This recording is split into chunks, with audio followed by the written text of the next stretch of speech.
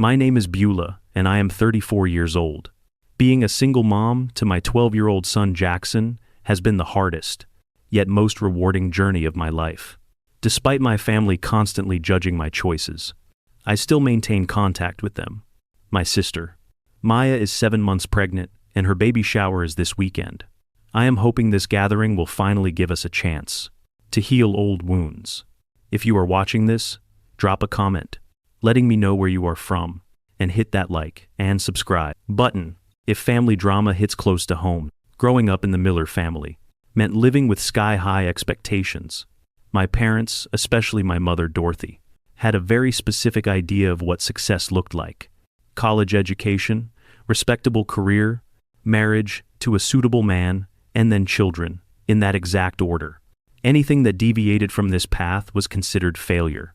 From the time we were little girls, Maya and I were constant child who seemed to effortlessly meet every expectation.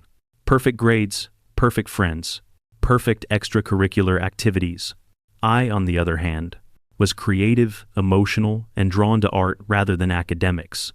My mother viewed my interests with barely concealed disappointment. "Why can you not be more like your sister?" became the soundtrack of my childhood. While Maya collected academic awards and praise, I collected criticisms and suggestions for improvement, was just naturally inclined toward the things our parents valued. By the time we reached adulthood, our paths had been firmly established. Maya graduated from an Ivy League university with honors, landed a prestigious job at a finance firm, and met Tom Harrison, a successful entrepreneur from an equally impressive family. Their wedding was the social event of the year in our community. I still remember my mother, glowing with pride as she introduced herself as mother of the bride to everyone who would listen. My life took a different turn. I was in my 3rd year of art school when I met Noah. He was charming, creative, and seemed to understand me in ways my family never did. When I discovered I was pregnant at 22, Noah initially promised to stand by me. We talked about getting married, finishing school, and raising our child together. Those dreams evaporated when he disappeared 3 months later, leaving only a brief note, explaining he wasn't ready for this kind of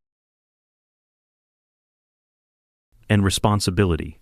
When I told my family about the pregnancy, the reaction was exactly what I had expected.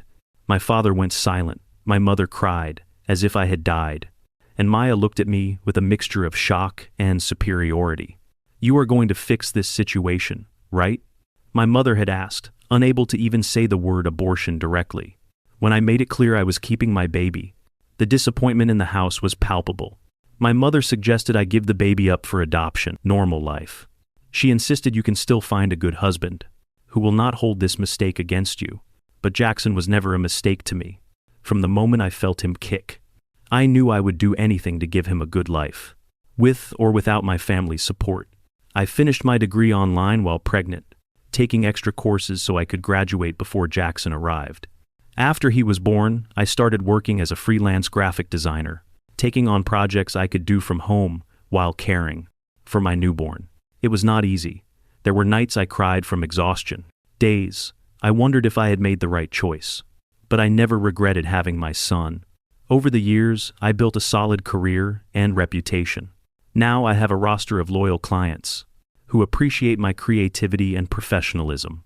We live in a cozy 2-bedroom apartment that I have turned into a warm Bluth, artistic home. Jackson is thriving in school, especially in science and creative writing. He is a sensitive, with an uncanny ability to read people's emotions. My relationship with Jackson is what I am most proud of in life. We are a team. He knows the story of his father, appropriate for his age, of course, and while he sometimes asks questions, he has never seemed to feel incomplete without Noah in his life. I have made sure to surround him with positive male role models, like my art mentor Frank and my cousin David, who often takes Jackson camping. My relationship with my strained. I see them on major holidays and occasional family events, but these gatherings are usually tense. My mother still introduces me with subtle caveats. This is my younger daughter Beulah. She is quite the artist. The emphasis always seems to suggest that being an artist is somehow less than being whatever Maya is at the moment. Speaking of Maya, our relationship has grown more distant over the years. She climbed the corporate ladder quickly, eventually becoming a vice president firm. Tom's business ventures flourished, and they moved into a sprawling home in an exclusive neighborhood. They traveled extensively, renovated their house twice, and generally lived the life my parents had always dreamed. Their daughters would have. The last time I saw them was at Thanksgiving, about 6 months ago. That was when Maya announced her pregnancy. Everyone was ecstatic. My mother cried tears of joy. My father opened an expensive bottle of champagne, and relatives called to congratulate them. In the midst of the celebration, I caught Tom staring at his phone with a strange expression. When he noticed me watching, he quickly pocketed the device and rejoined the conversation with forced enthusiasm. There was something off about Tom that day.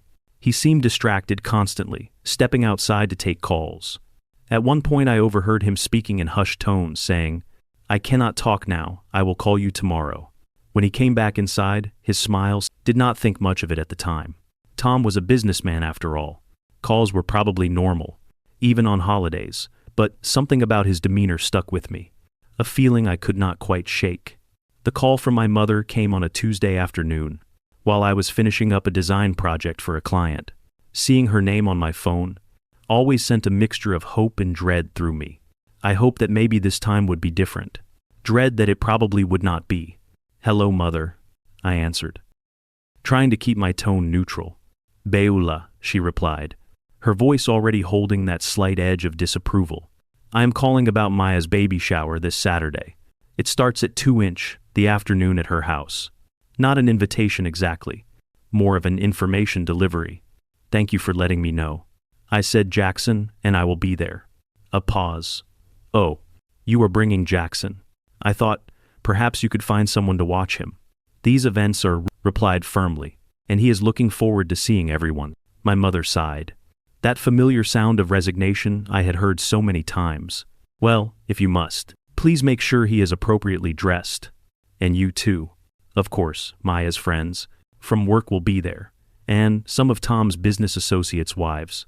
Translation: "Do not embarrass us by looking like the struggling artist you are. We will be presentable, Mother," I assured her already, mentally cataloging my closet. First would meet her standards. "Good, and please do try to arrive on time. The caterers are setting up at 1:30, so any time after that would be fine." Another pause, and then, "Beulah, I do hope there will not be any issues. Maya is in a delicate condition, and this is supposed to be a happy occasion for her." The implication was clear. Do not bring up anything uncomfortable. Do not talk about being a single mother. Do not remind everyone that you deviated from the plan. "I just want to celebrate with my sister," I said, which was true. Despite everything, I was genuinely happy for Maya. "Good. Well, I will see you Saturday then." After hanging up, I sat at my desk, feeling the familiar weight of my family's expectations. Part of me wanted to call back and make an excuse not to go. But another part, the stubborn part that still hoped for reconciliation, insisted I had to try one more time. That evening, I talked to Jackson about the upcoming baby shower, while we prepared dinner together. He was chopping vegetables with careful precision, a skill he had recently developed and took great pride in. "So, we are going to Aunt Maya's baby party?" he asked, focused on creating perfectly even carrot slices. "Baby shower," I corrected gently. "And yes, we are. It is this Saturday afternoon." Jackson was quiet for a moment. "Do we have to go? Grandma always looks at you funny, and Aunt Maya barely talks to us." His observation stung because it was accurate. My 12-year-old son had happened at every family gathering. They are still our family. Honey, and a new baby is something to celebrate. "Will Uncle Tom be there?" he asked, his voice changing slightly. "I expect so. It is his house and his baby too." Jackson moved on to the celery, his strokes becoming a bit more forceful. "I do not like how he looks at you." "What do you mean?" I asked, struck by my son's perception. I had noticed Tom's condescending attitude, of course, but I had not realized Jackson had picked up on it too. Sometimes people judge what they do not understand. I explained Uncle Tom has had a different life experience than we have. "That does not make it okay," Jackson muttered. "No, it does not." I agreed, but part of being the bigger person is showing up anyway, being kind, and not letting other people's judgments define you. Jackson did not look convinced, but he nodded. "What are we getting for the baby?" I smiled, grateful for the change of subject. "I was thinking we could get a really nice organic cotton baby blanket set. I found one handmade by that artisan we met at the farmer's market, the one with the birds embroidered on it," Jackson asked, brightening a little. "That was pretty cool." "Yes. And it is expensive. So it should meet Grandma's standards for an appropriate gift," I added with a wink. Jackson laughed, and the tension broke. "Can I make a card to go with it?" "Absolutely. Your artwork would make it extra special." The next few days passed quickly. As I completed client projects and prepared for the baby shower, I spent more than I should have on the gift, wrapping it in elegant paper, with a handmade card from Jackson, featuring a beautifully drawn stork. I also splurged on a new dress for myself, navy blue with subtle floral patterns, conservative enough for my mother's approval, but still reflective of my style. The morning of the shower, noticed Jackson was unusually quiet. He sat at the kitchen table, staring at his phone with an intense expression. "Everything okay, buddy?" I asked, pouring him a glass of orange juice. He startled and quickly put his phone down. "Yeah, fine.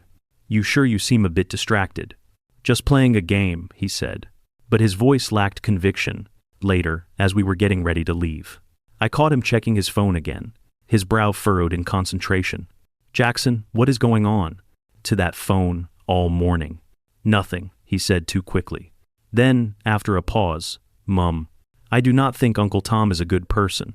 The statement was so unexpected that I did not immediately know how to respond. "Why would you say that?" Jackson hesitated, clearly wrestling with something. "Just a feeling I have. Did something happen? Did he say something to you at Thanksgiving?" "No, nothing like that. Can we just go? We are going to be late. And you know how Grandma gets." I wanted to press further, right about the time. "Okay, but if something is bothering you, you can always talk to me about it. You know that, right?" He nodded, but his expression remained troubled. As we got in the car and headed toward Maya and Tom's neighborhood, I could not shake the feeling that Jackson was keeping something from me.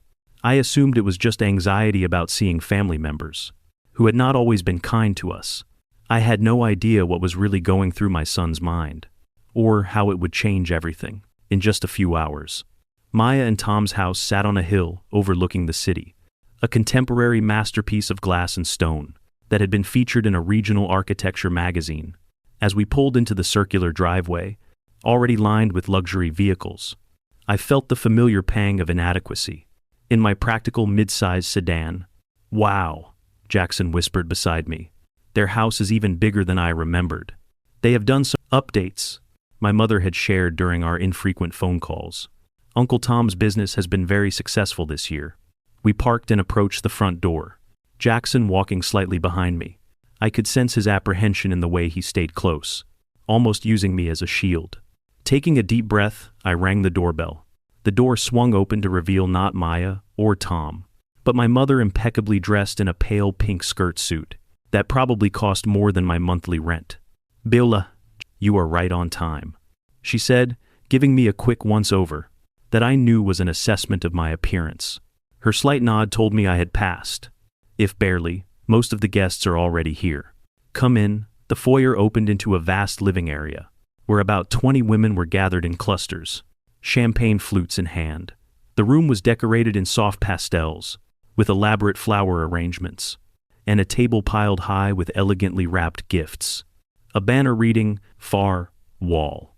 As we entered, several heads turned our way. I recognized a few of Maya's friends from previous gatherings, some relatives, and several women I assumed were the business associates. Wives, my mother had mentioned. "There you are," Maya called from her seat of honor, a plush armchair decorated with ribbons and flowers. My sister looked radiant in a fitted maternity dress that somehow managed to make pregnancy look glamorous. Her hair was perfectly styled, bright as she waved us over. Yet, as we approached, I noticed her smile did not quite reach her eyes. "Beulah, I am glad you could make it," she said, accepting my brief hug. "And Jackson, too. How nice." There was a slight inflection on nice that suggested it was anything but. Next to her, Tom stood in an expensive-looking suit. Despite the casual nature of the event, he nodded at me stiffly before turning his attention to Jackson. "Hey there, young man." Jovial. The kind adults use when they do not quite know how to talk to children. Jackson merely nodded, his eyes darting between Tom and Maya, Why do not you both get something to eat? My mother suggested, already steering us toward the buffet table and away from the center of attention. The caterers have made the most wonderful selection. As we filled our plates with tiny sandwiches and fruit skewers, a woman I vaguely recognized as one of Maya's college friends approached Bay, asked, her voice syrupy, sweet. It has been ages. Are you here alone today? The question had an edge to it, a subtle dig that I was all too familiar with. I am here with my son, I replied evenly, gesturing to Jackson, who was carefully selecting a cookie from a tiered tray. Oh, how lovely, she said, her eyes conveying sympathy that felt more like pity. It must be so challenging doing everything on your own. Before I could respond, an older woman who I recognized as my mother's cousin joined. Must be your boy, she said, looking at Jackson with undisguised curiosity. Growing up without a father figure must be so difficult. Boys especially need that male guidance. Do not they? Jackson stiffened beside me, his knuckles whitening around his plate. Jackson has plenty of positive role models in his life, I said firmly, placing a protective hand on his shoulder. And he is doing exceptionally well. Top of his class in science and an amazing artist. Of course, the woman said dismissively. But it is not quite the same as having a father in the home. Is it? I felt Jackson trembling slightly under my touch, and knew it was time to extract ourselves from this conversation. If you will excuse us, I should go congratulate my sister properly. As we moved away, Jackson whispered, I hate when they talk about me like I am not here, or like there is something wrong with me. There is nothing wrong with you. I assured him, some people just cannot imagine happiness outside their abscess. Narrow definition of what a family should look like. We found seats at the edge of the room, slightly removed from the main gathering. From there, we watched as Maya held court, accepting compliments on everything, from her pregnancy glow to her impeccable home. My mother fluttered around her like an anxious butterfly, ensuring everyone's glasses were full and conversations were flowing. When it came time for Maya to open gifts, everyone gathered around her chair in a semicircle. We toward the back, but my mother spotted us and waved impatiently. Beulah, bring your gift up front. Maya is about to start reluctantly. I moved forward with our carefully wrapped package, placing it on the gift table before retreating back to Jackson. One by one, Maya opened the presents, exclaiming over tiny outfits and baby gadgets I could never have afforded as a new mother. Each gift was met with genuine enthusiasm and effusive thanks. When she reached our gift, she unwrapped it quickly. Oh, a blanket set. How nice, she said, barely, glancing at the exquisite handwork, before setting it aside and reaching for the next package. No mention of Jackson's beautiful card. No acknowledgement of the thought we had put into selecting something handmade and special. That blanket cost $150, Jackson muttered under his breath, and she acted like it was nothing. It is okay, I whispered back. The important thing is that the baby will have something cozy to snuggle in, too. Especially when the next gift, a standard store-bought baby monitor, received far more appreciation. Jackson's hand found mine and squeezed tightly, his intuitive nature sensing my hurt. When it came time for the lunch portion of the shower, we discovered that seating had been pre-arranged, with delicate name cards. Jackson and I were placed at a table in the far corner of the room, along with an elderly great-aunt who was hard of hearing, and a distant cousin I had not seen in years. At least we can eat in peace, I whispered to Jackson, trying to make the best of the situation. He offered a small smile in return, but I could tell he was aware of the deliberate separation from our isolated position. We watched as my mother held court at the main table with Maya, Tom, and what appeared to be the most prestigious guests. Dorothy's voice carried across the room, as she regaled the table with stories of Maya's accomplishments, and the couple's perfectly stable life. Tom just closed that big development deal in the financial district, I overheard her saying, and they are already planning the nursery renovation. Only the best for my first grandchild. I winced at that. Jackson was technically her first grandchild, though she rarely acknowledged him as such. Jackson noticed too. I saw his shoulders slump slightly as he pushed food around his plate. Do not let it get to you, I said softly. You know, Grandma has her own issues. I know, he replied. I just wish she could. Awesome you are, Mom. His loyalty warmed my heart. As long as you think so, that is all that matters to me. After lunch, the guests migrated back to the living room for coffee and dessert. Jackson had grown increasingly quiet, checking his phone under the table, and occasionally casting strange glances toward Tom, who was working the room like a politician, moving from group to group with practiced charm.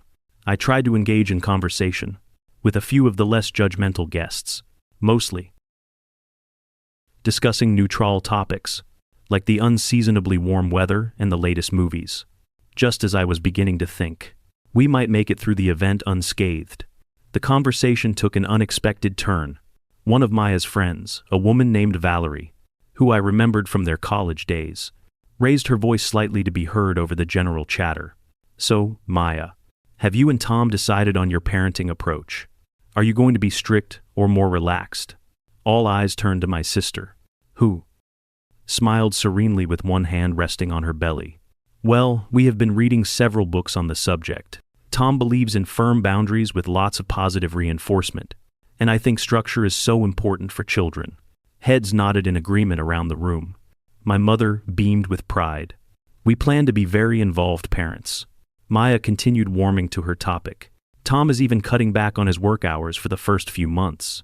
We believe having both parents actively engaged is crucial for proper development. As she spoke, her gaze drifted toward me, and something in her expression shifted. A slight curl of her lip, a hardening around her eyes. After all, she added, her voice taking on a pointed edge, children need stability and consistency. A mother and a father, who are committed to each other and to their family. The implication hung in the air like a heavy cloud. A few uncomfortable glances were cast in my direction. We are so blessed, Maya continued, directly at me, to be able to provide our child with everything they need, including a complete family unit. My stomach, Maya, her voice carrying in the now quieter room. But thankfully, Maya has always known how to make the right decisions. The room seemed to spin around me. 12 years of judgment, 12 years of subtle and not so subtle digs, all distilled into this public humiliation. I felt tears burning behind my eyes, but refused to let them fall. Not here, not now, not in front of these people. I started to rise, intending to make a dignified exit, when Jackson's hand on my arm, my son, expecting to see hurt or embarrassment on his face. Instead, I saw something entirely different. His expression was calm, determined, with a maturity far beyond his 12 years. Mom, it is okay, he whispered. I need to do something. Before I could ask what he meant, Jackson stood up, his slender frame straight and tall beside me. The room gradually fell silent, as people noticed the 12-year-old boy, standing ramrod straight in the middle of the baby shower. Even Maya's smug expression faltered slightly, as she registered her nephew's stance. Jackson, I whispered urgently, tugging at his sleeve. Sit down, honey. But he gently shook off my hand, his eyes fixed on his aunt. The confidence in his bearing was so unexpected that I found myself frozen, uncertain whether to stop him or let whatever was happening unfold. My mother was the first to break the uncomfortable silence. Jackson, dear, and the adults are talking. Why do not you go out to the patio? I think there might be some cookies left. On the dessert table, Jackson did not even glance in her direction. Instead, he took one step forward, then another, until he was standing in the center of the room. The guests parted slightly, creating a clear confusion to shock, her mouth opening slightly, but no sound coming out. Tom, who had been casually leaning against the fireplace mantel, suddenly straightened his face, draining of color. My mother was frozen in place, one hand clutching her pearl necklace. The other guests exchanged bewildered glances, unsure if they had heard correctly. What did he say? Someone whispered. What is he talking about? Asked another. Tom was the first to recover, forcing a laugh that sounded painfully artificial. Kids and their imaginations, he said, attempting to sound amused, but achieving only a strained approximation. Jackson, buddy, what are you talking about? Jackson did not flinch under Tom's gaze. Instead, he reached into his pocket and pulled out his phone. I was at the Westfield Mall with my friend Zach last Saturday. We were at the food court when I saw you. Tom's face twitched slightly. Well, I do go to that mall sometimes for business. What is so strange about that? You were not alone, Jackson continued, his voice still calm, but now tinged with something like disappointment. You were with a woman and 2 kids. A boy about my age and a little girl, maybe 5 or 6. The room had gone so quiet, I could hear the tick of the ornate wall clock. Maya's face was ashen now, her hands gripping the arms of her chair. You called the boy son, Jackson added, and the little girl called you daddy. Tom took a step forward, his forced smile now completely gone. Now completely ridiculous. I have clients with children. I was probably just being friendly. Jackson swiped his finger across his phone screen. I took a picture because I was confused. I thought maybe you had cousins or something. You never mentioned. He turned the phone around, showing a somewhat distant but clear image of Tom, with his arm around a woman who was definitely not Maya, a boy and girl on either side of them. Tom's face contorted with anger. You took pictures of me. That is an invasion of privacy. Beulah, control your son. But it was too late. The photo was already being passed around, as guests craned their necks to see. After I saw you, I got curious. Jackson continued, seemingly immune to Tom's growing fury. So, I looked you up online. It was not hard to find your other Facebook profile, the one under the name Thomas Harris instead of Tom Harrison. Maya made a strangled sound, somewhere between a gasp and a sob. You have a whole other life 10 miles away in Riverside. Jackson said, his voice finally showing a crack of emotion. Another wife named Diane, 2 kids. A dog named Cooper. You even posted pictures of your family vacation to Lake Tahoe last month. When you told Aunt Maya you were at a business conference, the revelation hung in the air like a physical presence. Several guests began gathering their purses, clearly eager to escape the unfolding drama. Others sat transfixed, unable to look away from the train wreck of a situation. This is absurd, Tom sputtered, but his protest lacked conviction. This child is making up stories. I have the address too, Jackson said quietly. 722 Oakwood Drive. That is where your other family lives. In the blue house with the red door. Tom's face crumpled the final detail, clearly confirming what everyone in the room now suspected was true. He opened his mouth as if to speak, closed it again, then turned to Maya with pleading eyes. Maya, baby, I can explain. It is not what it sounds like. Hearing. She sat rigidly in her chair, one hand on her belly, the other covering her mouth, tears streaming down her face. My mother had collapsed into a nearby chair, her face a mask of shock and disbelief. The perfect family she had held up as the gold standard for so long was disintegrating before her eyes.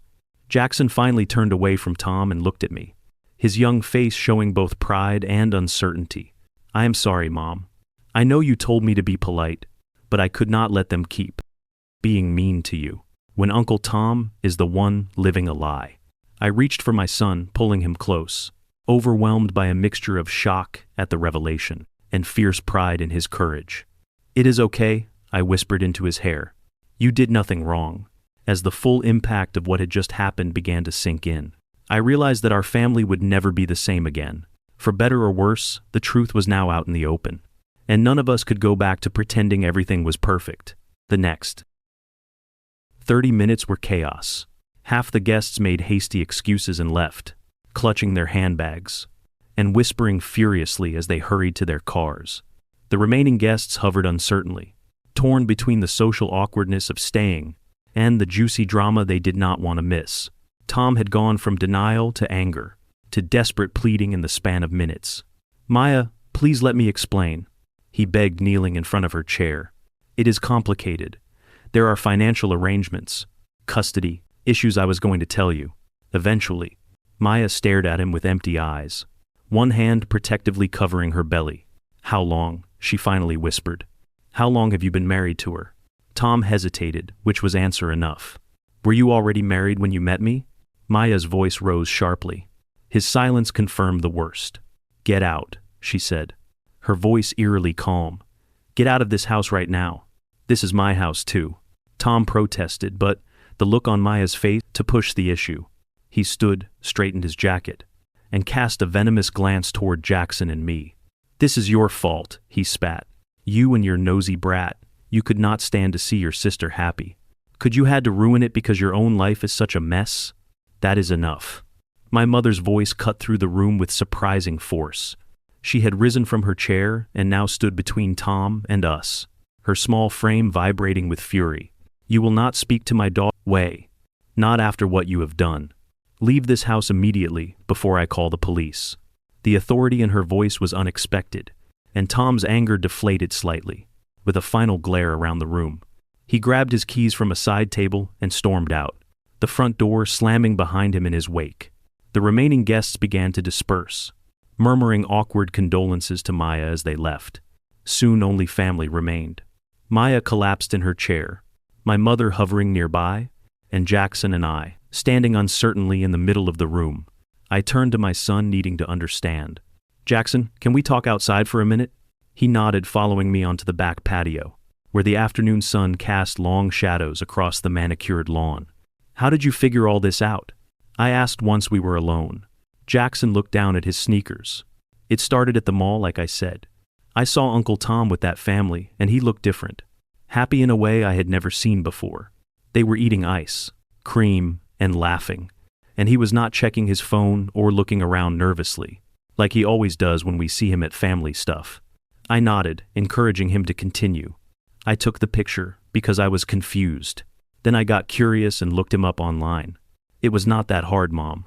He has 2 different Facebook accounts, but he uses the same profile picture for both, just cropped differently, one for Tom Harrison, the successful businessman married to Aunt Maya, and Harris, the family man, with Diane and the kids." "Why did not you tell me?" I asked gently. Jackson shrugged. "I was going to, but I wanted to be sure first. And then, when Aunt Maya said those things about you and Grandma too," his voice trailed off, and he looked up at me with eyes too wise for his age. "It made me so mad. They act like you did something wrong by raising me alone. But Uncle Tom is living a complete lie, and they think he is perfect." I pulled him into a hug, marveling at the connable, compassionate, justice-minded person he was becoming. "I am not angry," I assured him. "But revealing secrets like that is a big thing. There are consequences that affect a lot of people." "I know," he said softly. "But was I supposed to just let them keep hurting you?" I had no good answer for that. Instead, I just held him tighter, grateful beyond words for his fierce loyalty. When we returned inside, we found Maya alone in the living room, staring blankly at the Welcome Baby Harrison banner. That now seemed like a cruel joke. My mother had disappeared, presumably to call my father or other relatives with the news. I approached my sister cautiously. "Maya, where is everyone gone?" she said flatly. "Mother is upstairs having a crisis of her own. Everyone else left." She looked up at me, her makeup streaked from crying. "Are you happy now?" The accusation stung. "Of course not. How could you think that your son just destroyed my marriage?" "No," I said firmly. "Tom live a double life. Jackson just exposed the truth." Maya's face crumpled. 7 years, she whispered. "I have been with him for 7 years, and it was all a lie. Despite everything that had transpired between us." My heart broke for her. I sat down beside her and tentatively placed a hand on her arm. "I am so sorry, Maya. You did not deserve this. What am I going to do?" she asked, her hand moving to her rounded belly. "I am 7 months pregnant with his child. You are going to be okay." Her, surprising myself with the conviction in my voice. "You are strong, successful, and you have family who will support you." A bitter laugh escaped her family. "You mean the family I have treated terribly for years? The sister I just publicly humiliated? Why would you help me after everything I have said and done?" I took a deep breath because that is what family really means. Not appearances or status or following some predetermined path. It means being there for each other, even when it is hard. Especially when it is hard. Tears filled her eyes again. "I have been horrible to you all this time. I thought I was so much better than you, because I had the perfect marriage, the perfect life, and it was all built on lies. We all make mistakes," I said softly. "The question is, what we do after we realize them." My mother reappeared then, her face drawn and aged somehow in the span of a single afternoon. She looked between Maya and me with uncertainty, as if seeing us both for the first time. "Called your father," she said. "To no one in particular. He is on his way home from golf." She stood awkwardly in the doorway, A woman who had spent decades crafting the perfect family image, now confronted with its complete collapse. For once, she seemed at a loss for words or judgment. "Mother," I said quietly, "I think we need to talk, all of us." She nodded slowly, moving to sit across from Maya and me. Jackson hovered nearby, and I patted the seat next to me, including him in this family moment. I meant for any of this to happen. My mother began, her voice uncharacteristically tremulous. "I just wanted what was best for both of you. I wanted you to have good lives." "I know, Mom," I said, "but you equated good with a very specific kind of life. And when my life took a different path, you treated it as a failure, rather than just a different kind of success." She flinched slightly, but did not deny it. "I have worked hard to build a life I am proud of," I continued. "Jackson and I might not have a big house or a prestigious address, but we have a loving home. We have each other, and that matters more than any of the things. You have spent years making me feel bad about not having." My mother's eyes filled with tears. "I did not realize how much I was hurting you. I thought I was motivating you to do better, to want more by constantly comparing me to Maya, by treating Jackson as less than because of how he came into the world." Jackson shifted beside me, and I squeezed his hand reassuringly. I was wrong," my mother admitted, the words clearly difficult for her. "I see that now, especially after today." She turned to look at Maya. "I put so much stock in appearances that I missed what was actually happening. I bragged about Tom to everyone who would listen." And, all the while, she could not finish the sentence. But she did not need to. We all understood the magnitude of the deception. "What happens now?" Maya asked. Looking between my mother and me now, I said firmly, "We start being a real family. One that supports each other, through both the good times and the bad ones. One that values honesty over appearances." "I do not know if I can do this alone," Maya whispered, touching her belly again. "You are not alone," I told her. "You have me, you have Mom and Dad. And contrary to what you said earlier, children can thrive with one parent who loves them completely. Jackson is living proof of that." My son straightened proudly beside me, and for the first time that day, Maya, something approaching respect. "Thank you," she said softly, "for telling the truth, even though it hurt." Jackson nodded solemnly. "I am sorry it had to happen this way." "Me too," Maya replied.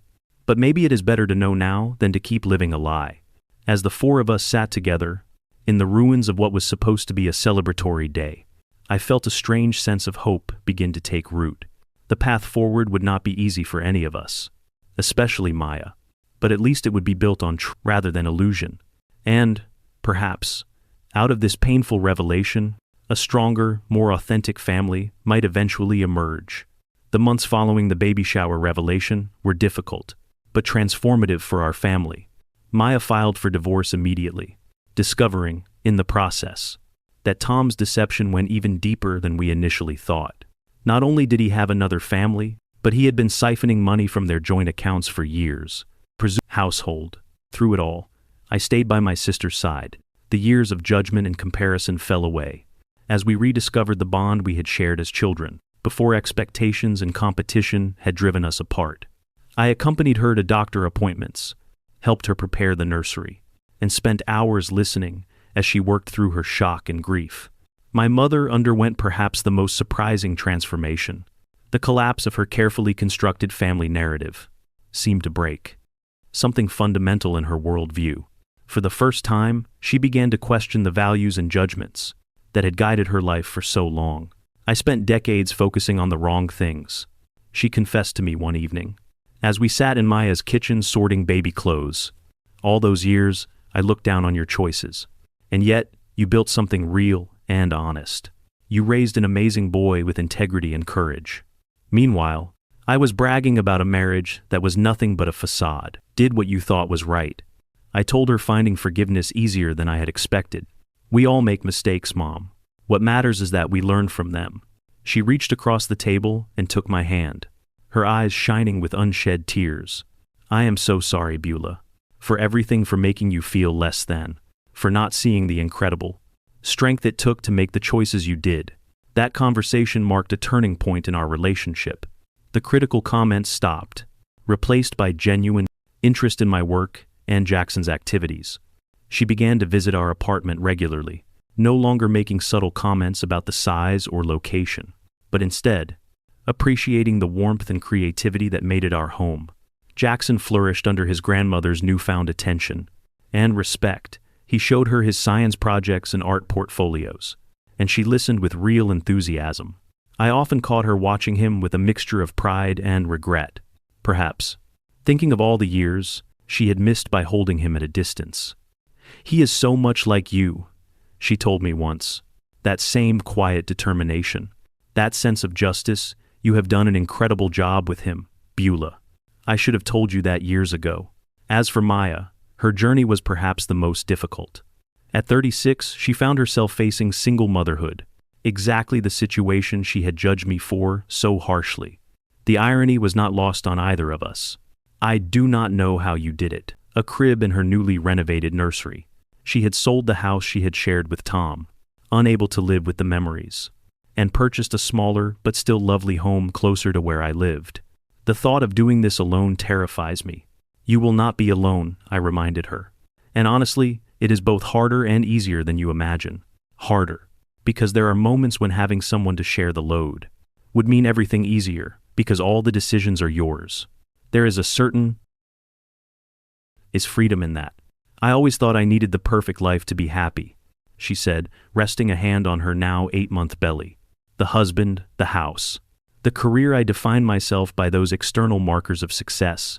And now," I asked, "now I am learning that real success is about authenticity, building a life that is truly yours, not one designed to impress others." She looked at me with new understanding. "You figured that out a long time ago, did not you?" I had there in our own time. In our own way, 2 weeks later. Maya went into labor 3 weeks early. Jackson and I were the first to arrive at the hospital, followed closely by our parents.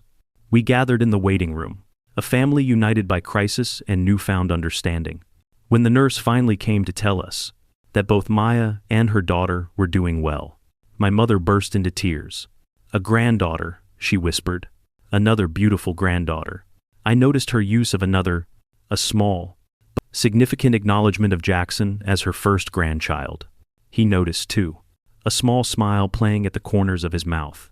Later, as we stood around Maya's hospital bed, watching her cradle little Lily, with a mixture of exhaustion and wonder, my mother did something that surprised us all. She gathered Jackson and me into a tight embrace.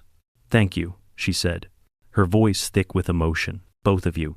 You have taught this old woman more than she ever expected to learn." Jackson looked up at her with his wise, gentle eyes. "It is okay, Grandma. Sometimes the hardest lessons are the ones we need the most." Out of the mouths of babes. I thought, marveling at my son's capacity for forgiveness and wisdom. In the weeks and months that followed, our family settled into a new normal. Maya discovered strengths she never knew she possessed, as she navigated new motherhood, without the partner she had counted on. My mother became a regular fixture in both our homes, dividing her time between her grandchildren, with no hint of the favoritism that had once been so painful. One evening, as I sat on my small balcony, watching Jackson help Maya manage baby Lily, while she prepared a bottle, I felt a profound sense of peace wash over me. The journey had been difficult, filled with judgment, pain, and eventually revelation. But what had emerged from that crucible was something precious. A family bound not by appearances or expectations, but by love, truth, and mutual respect. New Year's, feeling like the family failure, the one who had strayed from the approved path. Now, I understood that sometimes the unexpected path leads to exactly where you need to be. My choices had given me Jackson, independence, and a life built on authenticity rather than illusion. The baby shower incident, painful as it was, had shattered the facade that had kept us from truly seeing and accepting each other from those broken pieces. We had constructed something stronger, more beautiful in its